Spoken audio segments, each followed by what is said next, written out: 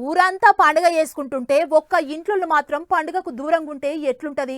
మనం కూడా అందరోతిగానే పండుగ చేసుకుంటే మంచిగుండు అనిపిస్తుంది. అగో అట్లనే దేశమంతా జెండా పండుగ చేసుకుంటుంటే ఒక్క ఊరు మాత్రం అసలు జెండా ఎగిరేసేదే తెలియనట్టుండేది. కానీ ఈయడు వాళ్ళు కూడా జెండా పండుగ జోరుగా చేసుకున్నారు. ఇంతకు ఎవళ్ళాళ్ళు, మరి ఎందుకు జెండా పండుగకు దూరంగా ఉన్నారు అనేది తెలవాలంటే ఈ వార్త చూడాల్సిందే.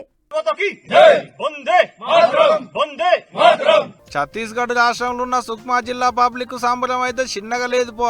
ఆవు ఏండ్ల కమానం తర్వాత ఈ ఏడు జెండా పండుగ చేసుకున్నారు అక్కడి పబ్లిక్.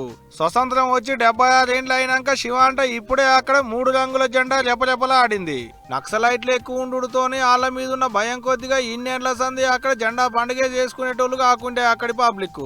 గానీ ఈ నడుమ అడవి ఏరియాలలో ఉండేది పబ్లిక్ భయం పోగొట్టేందుకు సెంట్రల్ పోలీసు వాళ్ళతోని ఓ 14 క్యాంపులు పెట్టిరట సెంట్రల్ సర్కారు వాళ్ళు.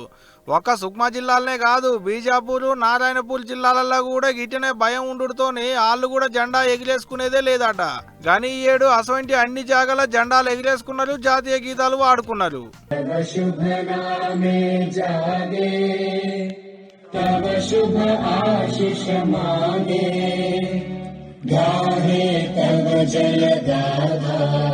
అటు కాశ్మీర్లో ఉన్న శ్రీనగర్ లాల్ చౌక్ గడియారం సెంటర్ లో కూడా షానేండ్ల తర్వాత మస్తు ఘనంగా చేసుకున్నారు జెండా పండుగ సంబరాలని.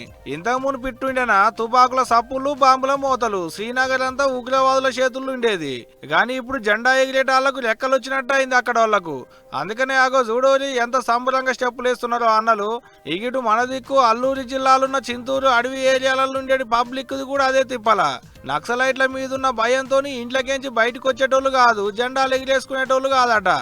కానీ ఈసారి అక్కడి పోలీసు వాళ్ళే దగ్గరుండి జెండా పండుగను చేపించారు. మెడికల్ క్యాంపులు పెట్టించారు, ఆటల పోటీలు పెట్టి అక్కడి పబ్లిక్ తోని కలిసి ఆటలు ఆడేరు, పాటలు పాడేరు పోలీసార్లు. అంటే ఇక ఇప్పటి సంది మావోయిస్టులతో తిప్పలేం లేదన్నట్టే పబ్లిక్ కు ధైర్యాన్ని నింపేతందుకే ఇటువంటి కార్యం ముంగటేసుకున్నారు కావచ్చు. ఏదున్నా జెండా పండుగ సంబరాలు మాత్రం భలే జోరుగా అయినాయి పోండ్రి ఏడు.